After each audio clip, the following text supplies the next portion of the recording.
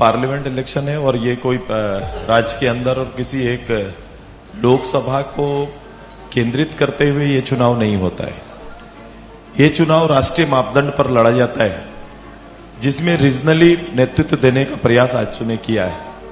मुझे लोगों ने पूछा था कि पार्लियामेंट में क्यों जाना चाहते हैं, तो मैंने कहा कि इस राज्य की राजनीति हमारी पार्टी की बेसिक और प्राथमिकता है, लेकिन राष्ट्रीय नेतृत्व पार्टी के लिए जरूरी है, इसलिए कि वो मेरा राष्ट्रीय चेहरा होंगे और राष्ट्रीय फलक पर राज्य की आवश्यकताओं का नेतृत्व करते दिखेंगे। पिछले बार एनडीए के नेतृत्व में हमने चुनाव लड़ा और राज्य के एक बड़ी जीत हासिल की है। ये जनादेश एनडीए का है और इस एनडीए के इस जनादेश को फिर से इस बार उसी मैदान पे और बड़े स्वरूप में पाने की अपनी इच्छा है और लोगों की चाहत भी।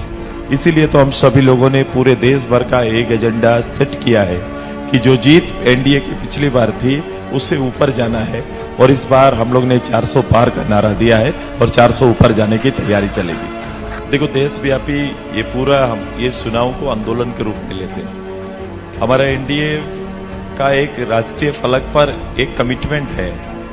हमारे लीडर बड़ा स्पष्ट हैं और लीडर के प्रति लोगों का रुझान है और देश के विश्वास में खरा उतरे हैं। यही नेतृत्व ही आगे ले जाएगा। देश को प्रधानमंत्री चुनना है और जिस दल ने आज से 10 साल पहले एक प्रधानमंत्री का नाम सामने लाया, आज के दिन में उस प्रधानमंत्री पर विश्वास लोगों का बढ़ा है और वही विश्वास आगे लेकर जाएंगे। देश प्रगति के पथ पर आगे बढ़ा है। नित्यदिन प्रगति और भारत का संवाद अब विश्व पटल पर स्थापित हुआ है।